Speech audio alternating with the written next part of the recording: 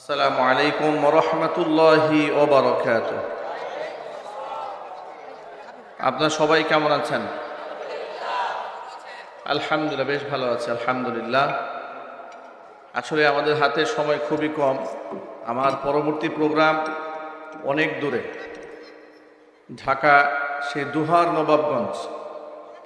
যার দরুন আমাদের এখানে নির্ধারিত সময় দেওয়া ছিল বাদ আসর, কর্তৃপক্ষের বিশেষ অনুরোধে বাদ মাগরিব সংক্ষিপ্ত সময় দেওয়া হয়েছে।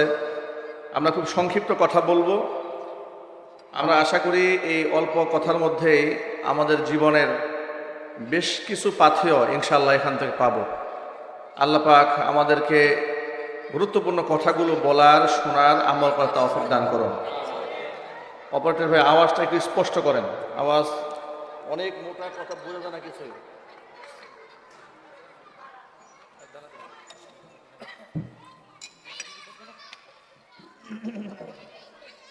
আওয়াজটা স্পষ্ট করে দেন। হ্যাঁ, দাঁড়ানো ভাইরা বসে যান। হ্যাঁ, দায়িত্বশীলরা বসিয়ে দেন। এইভাবে দাঁড়িয়ে থাকলে পরিবেশ খারাপ লাগবে। আর এই ছোট বাচ্চাদেরকে একটু সরাই দেন। ভলান্টিয়ার যারা দায়িত্বশীল, দু একজন উস্তাদ যান এখান থেকে, গিয়ে বাচ্চাগুলোকে সরাই দেন, সামনে থেকে দুষ্টুমি করছে, সরাই দেন।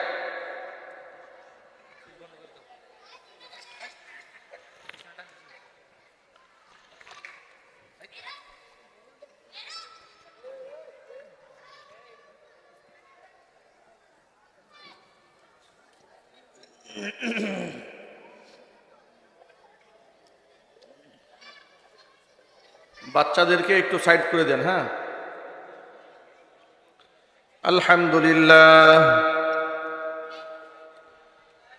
আলহামদুলিল্লাহ নাহমাদুহু ওয়া নাস্তাঈনুহু ওয়া নাস্তাগফিরুহু ওয়া নু'মিনু বিহি ওয়া নাতাওয়াক্কালু আলাইহি ওয়া নাউযু বিল্লাহ। আওয়াজ নাই, আওয়াজ নাই, এগুলো আওয়াজ নাই, বাড়াই দেন, আওয়াজ আসতে পারেন। ونعوذ بالله من شرور أنفسنا ومن سيئات أعمالنا من يهده الله فلا مضل له ومن يضلله فلا هادي له ونشهد أن لا إله إلا الله وحده لا شريك له ونشهد أن سيدنا ونبينا وحبيبنا وشفيعنا ومولانا محمدا عبده ورسوله الذي أرسله بالحق بشيرا ونذيرا وداعيا إلى الله بإذنه وسراجا منيرا. أما بعد فأعوذ بالله من الشيطان الرجيم. بسم الله الرحمن الرحيم. إن الله وملائكته يصلون على النبي يا أيها الذين آمنوا صلوا عليه وسلموا تسليما. اللهم صل على محمد وعلى آل محمد كما صليت على إبراهيم وعلى آل إبراهيم إنك حميد مجيد.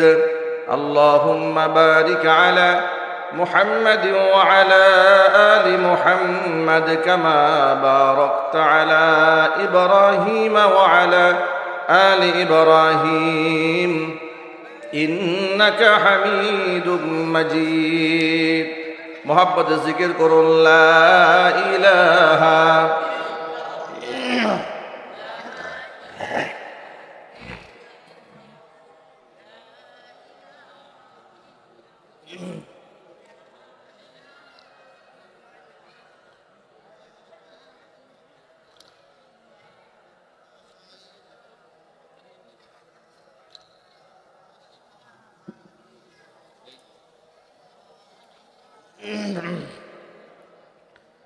লা ইলাহা ইল্লাল্লাহ, লা ইলাহা ইল্লাল্লাহ, লা ইলাহা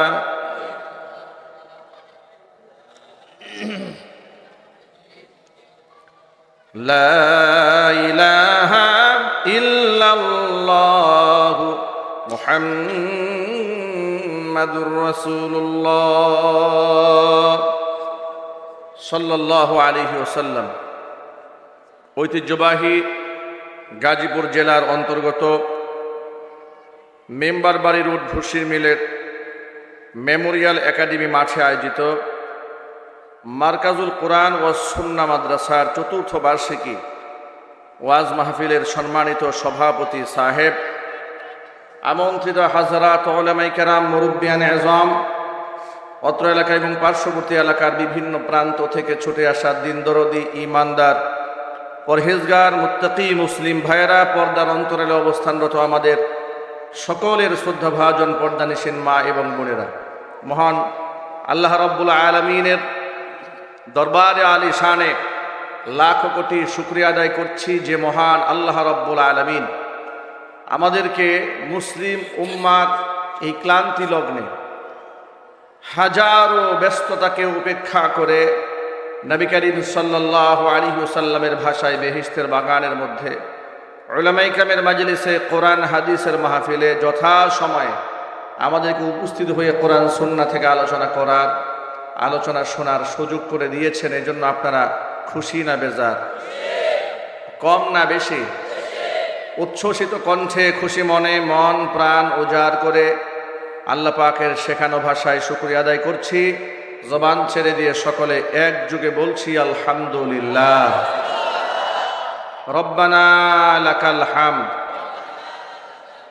হামদান কাসীরা তাইয়িবান মুবারাকান ফীহি।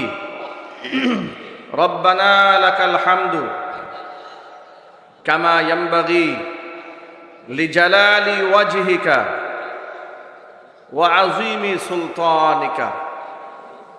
আল্লাহ রাব্বুল আলামিন মারকাজুল কোরআন ও সুন্নাহ মাদ্রাসাকে কিয়ামত পর্যন্ত কবুল করুন। মাদ্রাসার সমস্ত হাজাত আল্লাহ পাক তার গায়বে খাজানা থেকে মিটিয়ে দিন। অক্লান্ত পরিশ্রম করে এই জান্নাতের বাগান যারা সাজিয়েছেন, দূরদারাজ থেকে শোনার জন্য যারা এসেছেন, আজকের মাহফিলের ওয়াসিলা করে আল্লাহ তাআলা সকলকে পরিপূর্ণ হেদায়েত নসিব করুন।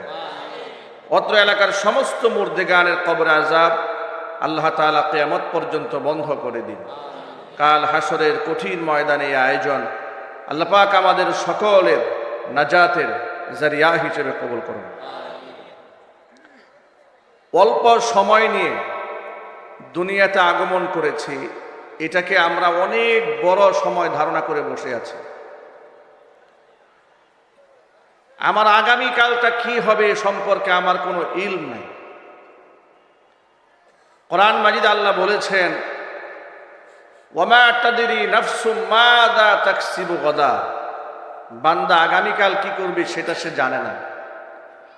ওয়ামা তাদরি নাফসুম বিআইয়ি আরদিন তামুত। কোন মাটিতে তার মৃত্যু হবে বান্দা সেটাও জানে না। ইন্নাল্লাহা আলিমুন খাবীর। সব কিছুর ব্যাপারে সম্যক অবগত মহান আল্লাহ রাব্বুল আলামিন। সব কিছুর জেনুইন খবর একমাত্র কার কাছে আছে? আল্লাহ পাকের কাছে আছে। যদি মানুষ আগামীকালের খবর জানতো যে আগামীকাল আমার কি হবে, তাহলে সরকার পতনের পরে এদেশের জালিম স্বৈরাচারীর দোসর যারা ছিল, তারা একটাও দেশে এভাবে আর পালিয়ে থাকতে হতো না। এগুলো অনেক আগেই পালিয়ে যেত। স্বৈরাচারী যদি জানতো সেদিন তাকে এইভাবে দুপুরে লাঞ্চ না করে পালাতে হবে, তাহলে এত আইটেম রান্না বঙ্গভবনে, গণভবনে হতো না। কথা বলেন, ঠিক কিনা বলেন? গণভবনে এত রান্না বাড়া কেন হয়েছে? কারণ জানে না আগামীকাল কি হতে যাচ্ছে। কিন্তু সমস্ত পরিকল্পনা কার কাছে? আরো জোরে বলুন, আল্লাহ পাকের কাছে। স্বৈরাচারী এই পরিমাণ জুলুম নির্যাতনগুলা করেছিল রাষ্ট্রে, এই সমস্ত দ্বীনি প্রতিষ্ঠানগুলাকে তারা মানুষের সামনে চোখের কাঁটা বানাবার চেষ্টা করেছিল। সব সময় মাদ্রাসার নেগেটিভ সাইডগুলো, হাতের 5টি আঙ্গুল যেমন সমান থাকে না, আপনি যদি এক বস্তা ধান কিনেন, ওই ধানের মধ্যে বেশ কিছু চিটা যেমন বের হয়, অনুরূপভাবে মানুষের মধ্যে সব মানুষ সমান হয় না, প্রতিষ্ঠানের মধ্যে সমস্ত প্রতিষ্ঠান সমান হয় না, আলেমদের মধ্যে সমস্ত আলেম সমান হয় না। ওরা কি করে, টেকনাফ থেকে তেঁতুলিয়া পর্যন্ত সার্চ করে মাদ্রাসার আলেম ওলামাদের হাজারো অবদানকে অন্ধের মতো বাদ দিয়ে, দেখেও না দেখার ভান করে, 2-1 আলেম যদি কোথাও কোনো ভুল করে থাকে, সেই ভুলগুলা নিয়ে একেবারে 71 টেলিভিশনে টকশো করতে বসে যায়।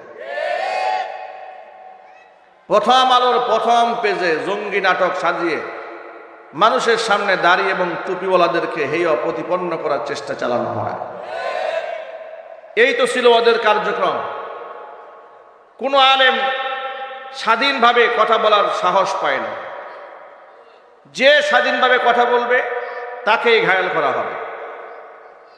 গাজীপুর জেলার বোটবাজার কেন্দ্রীয় জামে মসজিদ রমরমা, প্রত্যেক জুমার বয়ানে হাজার হাজার মানুষ দেশের বিভিন্ন প্রান্ত থেকে ছুটে আসে।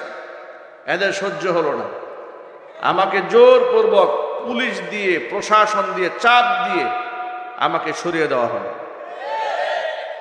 আমাকে যখন সরিয়ে দেওয়া হয়েছে, অন্যান্য হুজুররা সোজা সাইজ হয়ে গেছে। ওরা জানে যে একজনকে ধরতে হবে, বাকিগুলো এমনি সোজা হয়ে যায়। ওই দেখেছেন না, স্বরাষ্ট্রমন্ত্রীর সামনে গিয়া পুলিশ নামক এক কুলাঙ্গার বলতেছিল, স্যার দেখেন, একজনকে গুলি করি একটাই মারা যায়, আর বাকিরা এমনি পালায় যায়। মানুষ মেরে আনন্দের সাথে বর্ণনা করতে পারে যারা, কসম আল্লাহ, আর যাই হোক না কেন, ওরা মানুষ হতে পারে না। অমানুষ দিয়ে রাষ্ট্র প্রশাসন সব ভরে ফেলেছিল। যার দরুন একটা রাষ্ট্র কতটা ক্রাপ্টেড হলে, কতটা দুর্নীতিগ্রস্ত হলে একটা দেশের প্রাইম মিনিস্টার পালায়, একটা দেশে সেনাপ্রধান যিনি, তার এই সেনাপ্রধানের আগের যিনি, তিনি দুর্নীতিগ্রস্ত, পুলিশ প্রধান দুর্নীতিগ্রস্ত, এমপি মন্ত্রী 300 আসনে সব পালিয়ে গেছে একসাথে। আপনি আন্দাজ করতে পারেন, আমার তো মনে হয় পৃথিবীর ইতিহাসে এমন নির্লজ্জ পতন পৃথিবীতে আর কারো হয় না। আবার এরা বড় বড় কথা বলে, এদের তো লজ্জা শরম, এদের কি শরম আছে? এদের উপর আল্লাহ পাকের গজব পড়েছে, এদের মিথ্যাবাদিতার কারণে গজব পড়েছে আল্লাহর কোরআনের সাথে, রাসূল সাল্লাল্লাহু আলাইহি ওয়াসাল্লামের সুন্নাহর সাথে, এবং নবীগণের ওয়ারিস আলেমদের সাথে বেয়াদবি করার কারণে।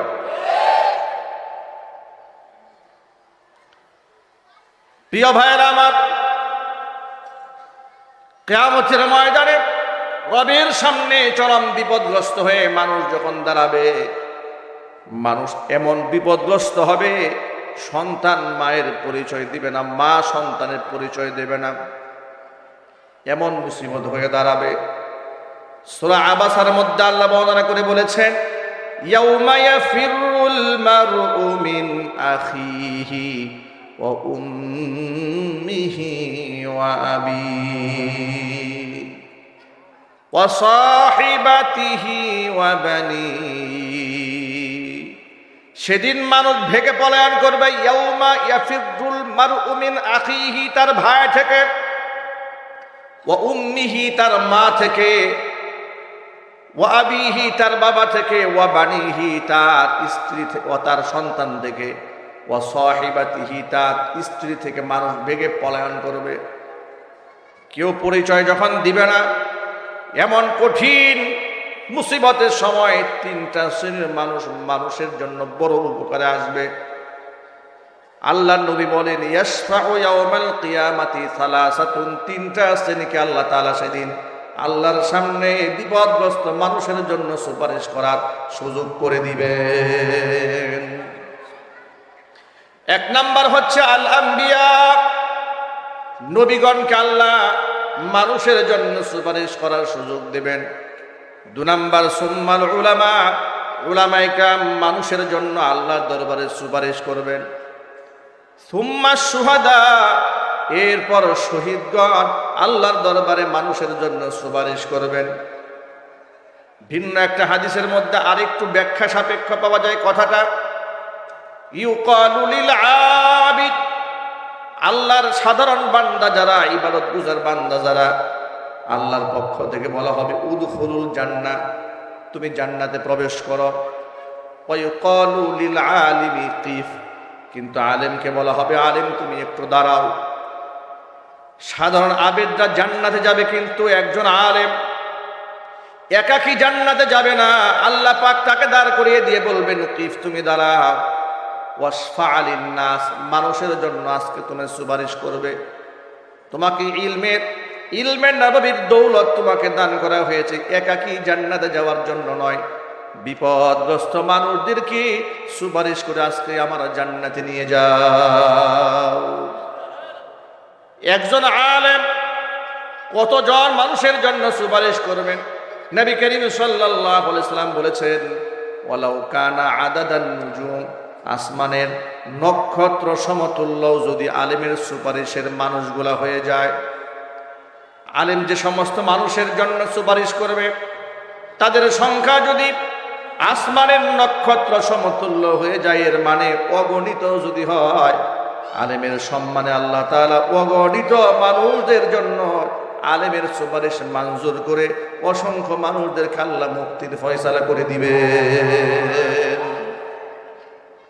তাহলে যে আলেমরা বিপদের দিনে পরম বন্ধু হবে, সে আলেমদের সাথে দুনিয়াতে শত্রুতা রেখে, শত্রু ভাবাপন্ন হয়ে, তাদের সমালোচক হয়ে, তাদেরকে জঙ্গিবাদ ট্যাগ দিয়ে, রাজাকার ট্যাগ দিয়ে মানুষের সামনে ছোট তুচ্ছ তাচ্ছিল্য যারা করে, কসম আল্লাহ কোরআন সুন্নাহর প্রতি আদৌ তাদের কোনো বিশ্বাস থাকতে পারে না। এদেশের সাধারণ মানুষ আলেমদেরকে বড্ড ভালোবাসে, ঠিক কিনা ভাই বলেন? এদেশের সাধারণ মুসলমানরা আলেমদেরকে বড্ড ভালোবাসে, অনেক সম্মান করে, অনেক শ্রদ্ধা করে। আমরা কোরআন সুন্নাহর কথা দেশ বিদেশের বিভিন্ন জায়গাতে বলার সুবাদে দেখি লোকেরা আমাদের প্রতি এতটা আবেগ আপ্লুত, একেবারে তৃতীয় শ্রেণী থেকে শুরু করে, সমাজের তৃণমূল থেকে শুরু করে, একেবারে আপনি মাঝে মাঝে অবাক হয়ে যায়। ফুটপাতে বাদাম বিক্রি করছে, আম বিক্রি করছে ভ্যানে করে। একদিন যাচ্ছে গাড়ি নিয়ে ড্যাগের চালা রোডে, রাস্তার সামনে বসে কিছু ঝুড়ির মধ্যে কি ফল বিক্রি করছে। এক লোক দৌড়ে আমাকে দেখে আমার গাড়ির দাঁড় করিয়েছে, 2টা আম নিয়ে আসছে। হুজুর, আপনাকে দেওয়ার মতো তো আমার কোনো সামর্থ্য নাই, এই 2টা আম দিলাম, আপনি খাবেন। আপনি কল্পনা করতে পারেন, আপনি তার কাছে হয়তো মনে হতে পারে আপনার কাছে 2টা আমার কয় টাকা দাম। আমি তো মনে করি এই আমের ওজন এই পৃথিবীর চাইতেও বেশি। এই 2টা আমের ওজন কিসের চাইতে বেশি? পৃথিবীর চেয়েও বেশি বেশি ওজন। এটা অকৃত্রিম ভালোবাসা থেকে এটা এসেছে। সুবহানাল্লাহ বলেন, আল্লাহু আকবার বলেন। কক্সবাজারের মহেশখালীতে মাহফিল, স্পিড বোট পার হয়েছে, অচেনা অজানা কত মানুষ প্রোগ্রামে গিয়েছে। এক ইয়াং ছেলে, সম্ভবত কলেজ বা ইউনিভার্সিটিতে পড়ে অথবা ও সরকারি চাকরি করে, দূর থেকে কিভাবে ফলো করেছে, দৌড়ে আসছে, এসে কোনো কথা নাই, সালাম দিয়ে সবার সামনে অনেক লোকজন রাস্তার উপরে বুকে জড়ায় ধরে কপালের মধ্যে একটা চুমা খাইল। তা আমি তাকে চিনি না, জিজ্ঞেস করলাম আপনি কে বা কি, আমাকে কিভাবে চেনেন? তিনি বললেন, হুজুর এটা কেমন কথা বলেন, আপনাকে কিভাবে চিনি মানে? আমার জীবনে একটা স্বপ্ন ছিল, আমি আল্লাহর কাছে দোয়া করেছিলাম যে জীবনে কোনোদিন যদি আপনাকে দেখি তাহলে আপনার কপাল ধরে একটা চুমা খাবো। এমন অকৃত্রিম ভালোবাসা আলেমদেরকে মানুষ প্রদান করে, আর সেই সমস্ত আলেমদেরকে তোমরা মিথ্যা মামলায় জেল খাটাও। কথা বলেন, এরকম আলেমদেরকে ওরা আমাকে লক্ষ্মীপুরাতে মামলা দিল কি বলে শোনেন? এই যে জেলখানার পেছনে লক্ষ্মীপুরা জামিয়া কারিমিয়া একটা মাদ্রাসা, মহিলা মাদ্রাসা আছে, 2018 সালের 8 ফেব্রুয়ারি আমি বয়ান করছি এরকম আপনাদের লোকদের সামনে। শরীর খুব ক্লান্ত, আগের দিন প্রোগ্রাম ছিল দক্ষিণাঞ্চলে, বিশ্রামের তেমন সুযোগ হয়নি। বয়ান করছি, হঠাৎ করে স্লিপ দিয়েছে। কারেন্ট এসছে? আচ্ছা, তাহলে ভালো হলো। আর আলহামদুলিল্লাহ বলেন। স্লিপ দিয়েছে, বয়ান শর্ট করতে হবে, বয়ান শর্ট করতে হবে। মনে মনে চিন্তা করো কি ব্যাপার, সারা দুনিয়ায় সব শ্রোতাদের পক্ষ থেকে আবেদন থাকে, হুজুর বয়ান আরেকটু লম্বা করেন। এ কোন মাহফিল হঠাৎ করে বয়ান শর্ট করতে বললো কেন? বয়ান শর্ট করলাম, স্টেজ থেকে নামলাম, পরে বললো যে একটু ঝামেলা হচ্ছে মনে হয়, আমরা নিরাপদে বাসায় চলে গেলে ভালো হবে। গাড়িতে উঠেছি, গাড়িতে মনে হয় আপনার 10-15 ফিট মাত্র এগিয়েছি, সামনে সামনে পুলিশ ব্যারিকেড দিয়ে দাঁড়িয়েছে, পিছনে আপনার ডিবি গাড়ি, আমাকে গাড়ি সিনেমার স্টাইলে একেবারে ঘেরাও দিয়েছে।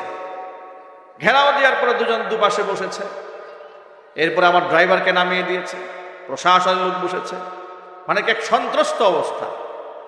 জিজ্ঞেস করলাম কি ব্যাপার, আপনারা এমন করছেন কেন, আর নিয়ে যাচ্ছেন কোথায়? বললো থানায় নিয়ে যাচ্ছি। থানায় বলাতে মনটা একটু শান্ত হয়েছে, কারণ তখন তো হঠাৎ করে গুম করে ফেলে, খুন করে ফেলে, এটা তো এমন এক মানে রাষ্ট্র তারা কায়েম করেছিল, এখানে খুন করলেও খুনের বিচার নেই। গুম হয়ে গেল মানববন্ধন করবেন যে অমুকে গুম হয়ে গেছে, এই মানববন্ধন করার কোনো সাহস ছিল না এই দেশের মানুষের। কথা বলেন। নিয়ে গেল, এরপরে ওসি সাহেব ছিল আমিনুল ইসলাম। জিজ্ঞেস করলাম, জয়দেবপুর থানার ওসি, জিজ্ঞেস করলাম আমার অপরাধ কি, নিয়ে আসলেন মাহফিল থেকে? বলে হুজুর আমি আপনাকে ধরি নাই, আমি কিছুই জানি যে আপনাকে কেন নিয়ে এসছে, সব উপরের নির্দেশ। কোথাকার নির্দেশ? উপরের নির্দেশ। কথা শুনে মনে হয় জিব্রাইল নির্দেশ দিয়ে গেছে। এরপরে থানার গারো দিয়ে নিয়ে রাখলো, প্রচন্ড শীত। হাসান উদ্দিন সরকার, উনাকেও কিছুক্ষণ পরে ধরে নিয়ে আসছে। উনাকে আমি চিনি না, তো উনাকে দেখলাম বৃদ্ধ মানুষ, আপনার লাঠি ভর করে দাঁড়াতেও পারে না, কষ্ট হচ্ছে। তাকে দেখে দুজনে গারো দিয়ে এক রুমে বসা, তো লোক নাই। মনে মনে চিন্তা করলাম আমি না হয় জোয়ান মানুষ, আমাকে ধরেছে, এই বুড়া মানুষটাকে কি জন্য গ্রেফতার করছে। জিজ্ঞেস করলাম চাচা আপনি কি রাজনীতি কিছু করেন নাকি? চিনি না তো, আপনাকে এভাবে ধরলো কেন? আমাকে বলছেন, উনি পরিচয় দিয়ে বলছে আমার নাম হাসান উদ্দিন সরকার, বাড়ি আমার টঙ্গী। আমার নাম শুনেছেন? আমি বললাম সম্মত শুনেছি, কখনো দেখিনি। তখন তিনি তার ব্যক্তিগত পরিচয় দিলেন। শুনলাম যে উনি বড় পলিটিশিয়ান, বুঝলাম অনেক বড় রাজনীতিবিদ। এই জীবনের প্রথম উনি আমাকে দেখে, জীবনের প্রথম উনাকে আমি দেখি। আমি তখন পরিচয় দিলাম আমি বুটবাজার কেন্দ্রীয় মসজিদের খতিব। তো উনি আমাকে খুব আশ্বস্ত করলেন, সন্তান তুল্য স্নেহ করলেন, আমিও তাকে পিতৃতুল্য শ্রদ্ধা করলাম। রাত কেটে গেল, সকালবেলা আদালতে উপস্থিত করেছে। আদালতে দাঁড়িয়ে দেখি দুইজন এক মামলার আসামি। কেউ কাউকে চিনি না, জানি না, দুজন এক মামলার আসামি। মামলার এজাহারে লেখা হয়েছে যে টঙ্গীতের কোনো এক গোপন জায়গায় আমরা কোনো রাষ্ট্রের মধ্যে নাশকতা করার জন্য আমরা সেখানে মিটিং করছি না।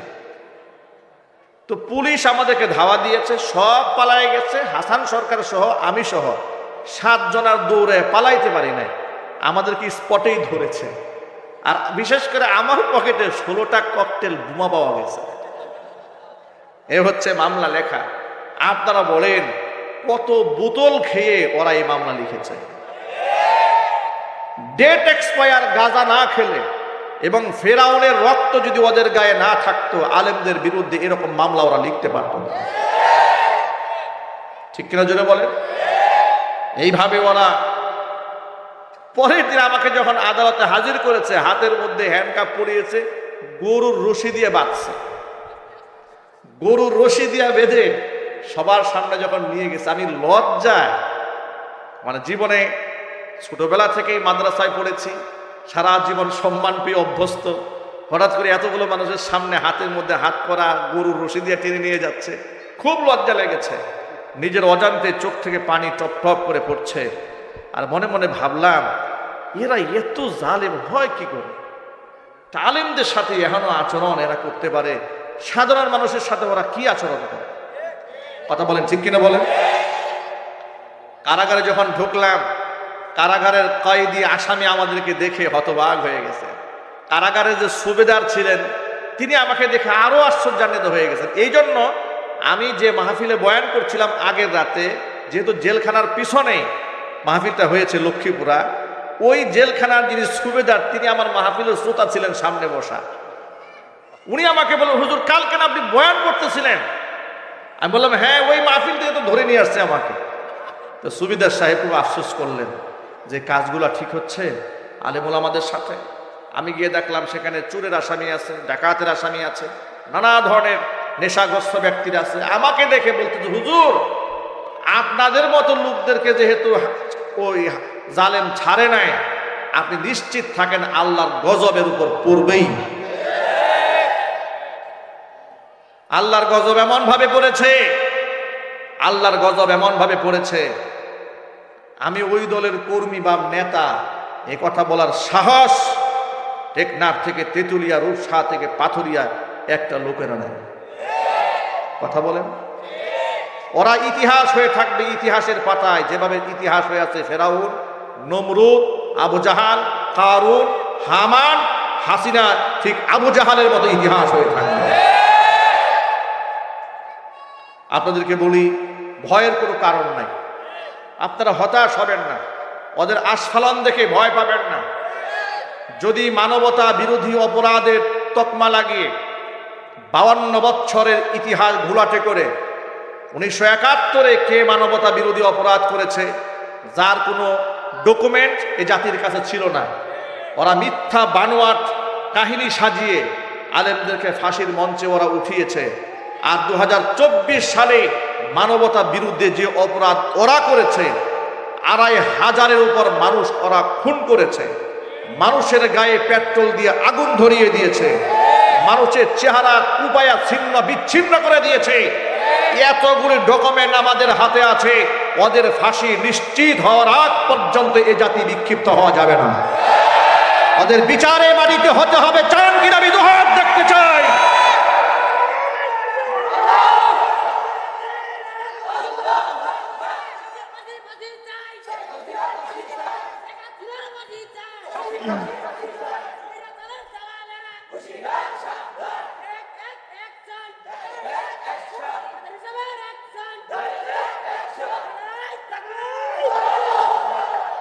মনে রাখবেন, সম্পর্ক রাখবেন আলেমদের সাথে, আলেমদেরকে শত্রুমা বানাবেন না, আলেমদেরকে বন্ধু বানাবেন।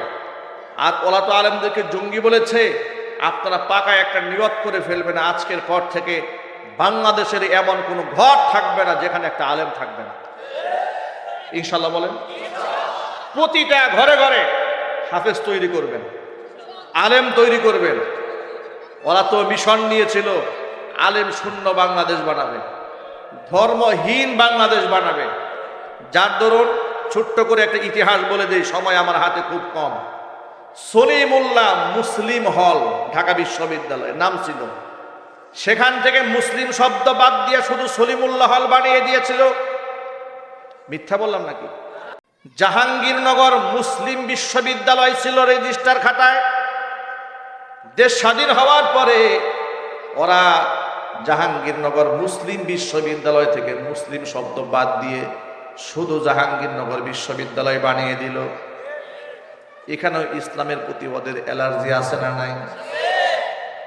ওদের রাগ যত, ক্ষোভ যত, গুসা সব দাড়ি আর টুপি আর বোরকার উপর, কোরআনের আইনের উপরে কথা বলতে হবে, ঠিক কিনা? যার ধরুন বিশ্ববিদ্যালয়ে কোনো মেয়ে যদি জিন্সের প্যান্ট পরে প্রকাশ্যে গাঁজা সেবন করে, এটা নিয়ে কোনো শিক্ষক প্রতিবাদ জানায় না। কিন্তু বোরকা পরে যদি কোনো মেয়ে বিশ্ববিদ্যালয়ে গিয়েছে, ওদের মাথা নষ্ট হয়ে গেছে। যদি উলঙ্গ অর্ধনগ্ন হয়ে ছেলে কিংবা মেয়ে বয়ফ্রেন্ড গার্লফ্রেন্ড নিয়ে বিশ্ববিদ্যালয়ে ঘুরে বেড়াতো, এটা নিয়ে ওরা টু শব্দ করতো না। কিন্তু কোনো ছেলে যদি মুখের মধ্যে দাড়ি রেখে মাথার মধ্যে পাগড়ি পরে বিশ্ববিদ্যালয়ে গিয়েছে, ওর পিছনে গোয়েন্দা লাগিয়ে দিয়েছে। তাকায় দেখতো কোনো জঙ্গি সংগঠনের সদস্য নাকি। ওরা একটা বিজ্ঞাপন বানিয়েছিল জঙ্গি, বা আপনি বুঝবেন কিভাবে? সেখানে দেখিয়েছে যদি দেখেন আপনার ছেলে এক সময় গান শুনতো, নাচ গান করতো, হঠাৎ করে নাচ গান বাদ দিয়ে মসজিদে যাওয়া শুরু করেছে, নামাজ কালাম পড়া শুরু করেছে, ওরা বলেছে আপনি বুঝে নেবেন আপনার ছেলে জঙ্গিবাদ হওয়ার প্রথম ধাপে পা দিয়েছে। আরো জোরে কর নাউজুবিল্লাহ। এর দ্বারা কি বোঝা যায়? ওরা এই দেশে ইসলাম কায়েম করতে চেয়েছে, হ্যাঁ না ইসলাম ধ্বংস করতে চেয়েছে? ইসলাম যারাই ধ্বংস করতে চেয়েছে তাদেরই পতন হয়েছে। কথা বলেন ঠিক কিনা?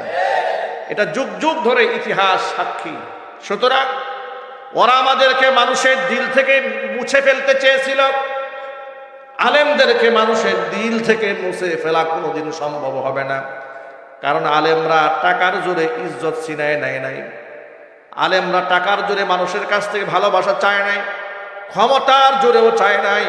আলেমদের প্রতি মানুষের যে অকৃত্রিম স্নেহ আর ভালোবাসা, এটা আল্লাহ প্রদত্ত, আল্লাহ পাক দিয়েছেন। আল্লাহ পাক বলেন ইয়ারফাইল্লাহুল্লাযীনা আমানু মিনকুম ওয়াল্লাযীনা উতুল ইলমা দারাজাত।